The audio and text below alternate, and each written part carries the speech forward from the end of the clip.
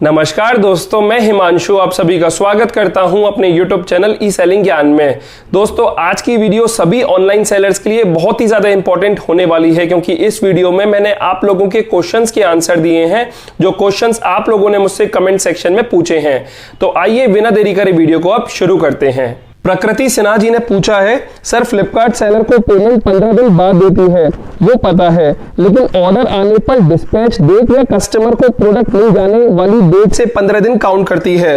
तो मतलब उनका कहने का यही है कि जो फ्लिपकार्ट हम सेलर्स को पेमेंट देता है वो ऑर्डर डिस्पैच होने के 15 दिन बाद देता है या फिर ऑर्डर डिलीवर होने के 15 दिन बाद देता है। तो इस क्वेश्चन का आंसर वैसे मैं पहले भी वीडियोस में आपको बता चुका हूं, लेकिन मैं एक बार फिर से क्लियर कर देता हूं, क्योंकि बहुत सारे लोगों को इसके रिगार्डिंग डाउट होता है। तो देखिए my dear seller friends, Flipkart जो है सभी सेलर को पेमेंट ऑर्डर डिस्पैच होने के 15 दिन बाद देती है, अगर आप ब्रोंज सेलर हैं तो। मतलब अगर आप ब्रोंज सेलर हैं तो आपको उस केस में ऑर्डर डिस्पैच होने के 15 दिन बाद आपको पेमेंट मिल जाएगा।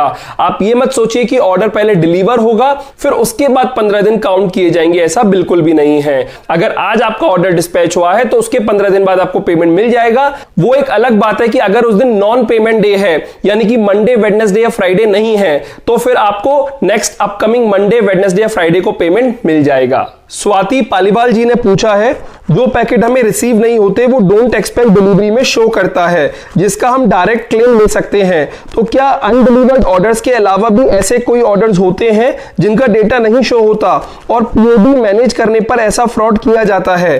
तो बेसिकली मैंने एक पीओडी रिगार्डिंग वीडियो बताई थी और उसके रिलेटेड ही स्वाति जी को डाउट है और काफी सारे और सेलर्स को भी ये डाउट रहता है। तो देखिए मैं आपको बता देता हूं एक्चुअली होता क्या है। फ्लिपकार्ट पे जो आपको ऑर्डर डिस्पैच किया है, या तो वो कस्टमर को डिलीवर हो जाएगा, या फिर उसके अलावा क्या केसेस हो सकते हैं, वो आपको रिटर्न में वापस मिल जाए या फिर वो आपको रिटर्न में वापस नहीं मिले। तो देखिए, अगर मैं मानकर चलता हूं आपने 10 ऑर्डर डिस्पैच किए हैं तो 5 ऑर्डर तो डिलीवर हो गए, अब 5 ऑर्डर बचे, उनमें से 3 ऑर्डर तो फ्लिपकार्ट पैनल पर रिटर्न शो कर रहा है कि वो आपको रिटर्न मिल जाने चाहिए, और 2 order don't expect physical delivery में शो कर रहा है। तो जो 2 ऑर्डर है डोंट एक्सपेक्ट फिजिकल डिलीवरी वाले, वो ऑर्डर आपको रिटर्न में नहीं मिलेंगे, और जैसे ही आप उसका क्लेम लेंगे फ्लिपकार्ट आपको तुरंत दे देगा। अगर आप क्लेम नहीं भी लेते तो कोई एक सर्टेन टाइम पीरियड बाद फ्लिपकार्ट खुद से ही उसका क्लेम दे देता है। लेकिन जो 3 ऑर्डर है जो कि फ्लिपकार्ट बोल रहा है कि आपको रिटर्न में मिल जाने चाहिए, तो ये आपकी रिस्पॉन्सिबिलिटी है कि आप इसे ट्रैक करें कि जो 3 ऑर्डर आपको मिल जाने चाहिए वो एक्चुअल में आपको मिले हैं या फिर नहीं मिले। ये आप एक्सेल या फिर गूगल शीट से बहुत अच्छे से मैनेज कर सकते हो। और अगर आपको ये पता है कि जो 3 ऑर्डर आपको मिल जाने चाहिए वो आपको मिल चुके हैं, तब तो कोई दिक्कत नहीं है। लेकिन अगर उन 3 ऑर्डर में से कोई भी ऐसा ऑर्डर है जो कि आपको फिजिकली नहीं मिला है, तो आपको फिर उस केस में फ्लिपकार्ट सेलर सपोर्ट पर टिकट रेज करनी है और बोलना है कि आपको वो पर्टिकुलर ऑर्डर जो कि फिजिकली नहीं मिला है उसकी पीओडी यानी कि प्रूफ ऑफ डिलीवरी चाहिए। और क्योंकि वो पैकेट आपको फिजिकली नहीं मिला है तो फ्लिपकार्ट के पास उसकी पीओडी नहीं होगी, और ऐसे केसेस में फ्लिपकार्ट आपको उन पर्टिकुलर ऑर्डर्स का भी क्लेम दे देता है। तो मैंने पीओडी वाली वीडियो में भी बताया था और मैं आपको फिर से बता रहा हूं कि आपको इसे ट्रैक करना होता है कि कौन से ऑर्डर आपको फिजिकली नहीं मिले हैं। स्लेन एंटरप्राइज लिखते हैं, सर मैंने जब से अकाउंट बनाया है तब से मेरा प्रोडक्ट आउट ऑफ स्टॉक दिखा रहा है। मैंने 5 बार टिकट डाला पर अभी तक इसका कोई सॉल्यूशन नहीं आया। 1 वीक हो गया, अभी भी आउट ऑफ स्टॉक दिखा रहा है, व्हाट टू डू? तो मेरे सभी ऑनलाइन सेलर फ्रेंड्स, देखिए फ्लिपकार्ट पर ये इशू हमें बहुत ज्यादा देखने को मिलता है कि हमारे प्रोडक्ट में हमने स्टॉक डाला हुआ है, फिर भी अगर हम उसे पैनल पर देखते हैं तो वो आउट ऑफ स्टॉक हमें दिखाता है। और अगर जब हम कंप्लेंट डालते हैं तो नॉर्मली फ्लिपकार्ट इसके 2-3 एक्सक्यूजेस देता है, या तो कोई टेक्निकल ग्लिच की बोल के वो टिकट को क्लोज कर देता है कि टेक्निकल ग्लिच है और बहुत ही जल्द सॉल्व हो जाएगा, या फिर वो कभी कभी ये भी बोलता है कि हब चोकिंग प्रॉब्लम है।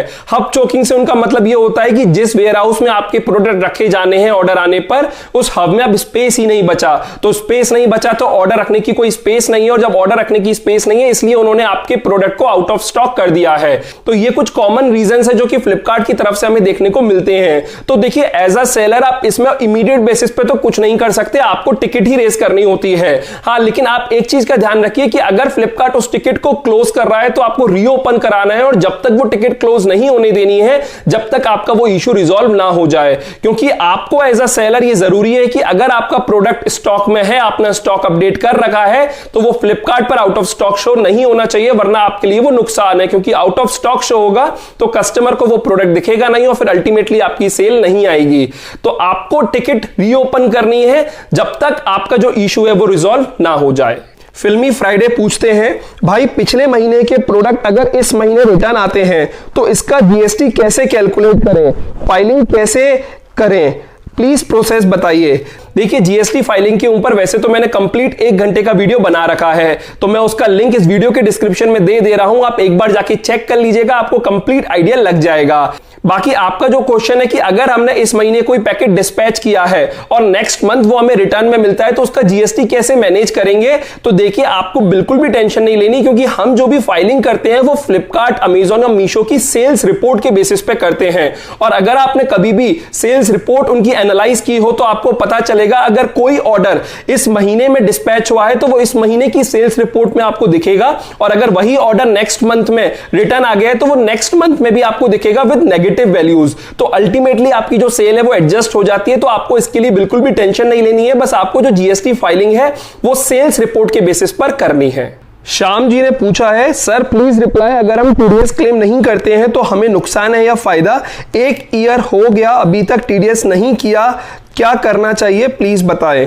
देखिए, टीडीएस रिलेटेड मैं ऑलरेडी 2 वीडियोस इस चैनल पर डाल चुका हूं, तो मैं उन वीडियोस के लिंक इस वीडियो के डिस्क्रिप्शन में दे रहा हूं, आप एक बार उन्हें जाकर चेक कर लीजिएगा।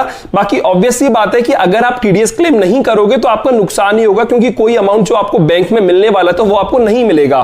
तो इसमें बिल्कुल कॉमन सी बात है कि अगर आप क्लेम नहीं करोगे तो नुकसान होगा। अगर टीडीएस के बारे में कोई और क्वेरी है तो आप मुझे कमेंट में भी लिख सकते हैं, वरना आप किसी अकाउंटिंग पर्सन या फिर सीए से पूछेंगे तो वो आपकी इसमें हेल्प अच्छे से कर देंगे।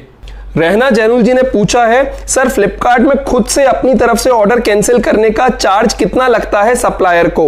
तो देखिए मेरे सभी सेलर फ्रेंड्स, आप कभी भी फ्लिपकार्ट, अमेजॉन और मीशो पर अगर सेल कर रहे हो तो ऑर्डर कैंसिल करने के बारे में बिल्कुल भी मत सोचिए।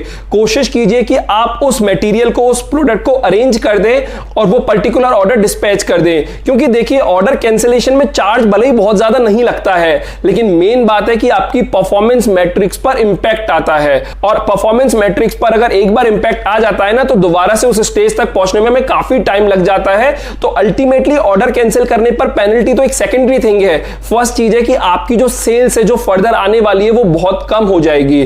तो इसलिए आपको ऑर्डर कैंसिल नहीं करना है, आपको कोशिश करना है कि जितना आप पे एक्चुअल स्टॉक है उतना ही स्टॉक आप अपडेट करें, जिससे कि ये गलती ना हो।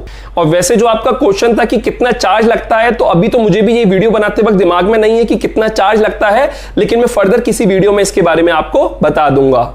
ऑनलाइन वर्क आसाम जी ने लिखा है, मेरा 2.9 है सर, 1 मंथ हुआ, न्यू सेलर कैसे इंप्रूव करें? तो मेनली इन्होंने ये जो क्वेश्चन पूछा है मेरे फ्लिपकार्ट सेलर स्कोर वाली वीडियो पे पूछा है। तो इनका कहने का मतलब ये है कि मेरा सेलर स्कोर जो है वो 2.9 है और इसे कैसे इंप्रूव किया जाए। ऑब्वियसली अगर आप फ्लिपकार्ट पर सेल करते हो तो आपको कोशिश करनी है कि आपका जो सेलर स्कोर है वो मिनिमम 3.5 रहे, मतलब 3.5 से ज्यादा ही आपका सेलर स्कोर होना चाहिए। और अगर 4 से ज्यादा सेलर स्कोर है वो तो बिल्कुल बेस्ट है। सेलर स्कोर जो है वो 2 पैरामीटर पर डिपेंड करता है, प्रोडक्ट क्वालिटी और सर्विस क्वालिटी। तो ऑब्वियसली जो आप प्रोडक्ट भेज रहे हो आपको कोशिश करना है कि कस्टमर रिटर्न उसके कम आए आपके प्रोडक्ट के, तो इससे अल्टीमेटली ये माना जाएगा कि आपकी प्रोडक्ट क्वालिटी बढ़िया है। अगर कस्टमर रिटर्न ज्यादा है तो दैट मींस कि आपकी प्रोडक्ट क्वालिटी खराब है। और आपको ऑन टाइम डिस्पैच करना है, प्रोडक्ट आने पर आपको लेट डिस्पैच नहीं करना है, आपको पिकअप रीअटेम्प्ट नहीं लगवाना है अपने पैनल पर। तो अगर आप ये सब चीजों का ध्यान रखोगे तो आपका बाय डिफॉल्ट आपका जो सेलर स्कोर है वो मेंटेन रहेगा। और आप एक बात ध्यान रखिएगा, बहुत से लोगों को यह भी डाउट होता है कि फॉर एग्जांपल उन्होंने 1 हफ्ते तक सही काम किया तो वो सोचते हैं कि उनका इमीडिएट बेसिस पर जो सेलर स्कोर है वो इंप्रूव हो जाएगा। देखिए, फ्लिपकार्ट पे जब सेलर स्कोर पे आप काम करते हो और अपनी जो प्रोडक्ट क्वालिटी और सर्विस क्वालिटी मेंटेन करते हो तो सेलर स्कोर अपडेट होने में टाइम लेता है। मतलब फ्लिपकार्ट जो भी डेटा लेता है वो पास्ट कुछ मंथ्स का लेता है। तो आपको बिल्कुल भी टेंशन नहीं लेनी है कि फ्लिपकार्ट पर मेरा सेलर स्कोर अपडेट क्यों नहीं हुआ, क्योंकि अगर आज आप अच्छा काम कर रहे हो, अगर आप 1 महीने तक अच्छा काम करते रहोगे तो इसका इंपैक्ट आपको अगले 1.5-2 महीने बाद देखने को मिलेगा। तो उम्मीद करता हूं जो सभी क्वेश्चन मैंने कवर किए आज की वीडियो में वो सभी के लिए हेल्पफुल रहे होंगे। अगर आपका कोई और डाउट है तो मुझे इस वीडियो के कमेंट में जरूर पूछिएगा, मैं कोशिश करूंगा नेक्स्ट वीडियो में आपका क्वेश्चन जरूर पिकअप करूं। और अगर आपको वीडियो अच्छी लगी और हेल्पफुल रही हो तो इस वीडियो को लाइक कर दीजिएगा, अपने फ्रेंड्स और फैमिली के साथ ये वीडियो जरूर शेयर कीजिएगा। और अगर आप मेरे चैनल पर नए हो और पहली बार आए हो तो इस चैनल को सब्सक्राइब कर दीजिएगा, क्योंकि मैं ऐसी ही ऑनलाइन सेलिंग से जुड़ी वीडियोस अपने चैनल पर लाता रहता हूं। फिलहाल अभी के लिए मैं चलता हूं। Thank you.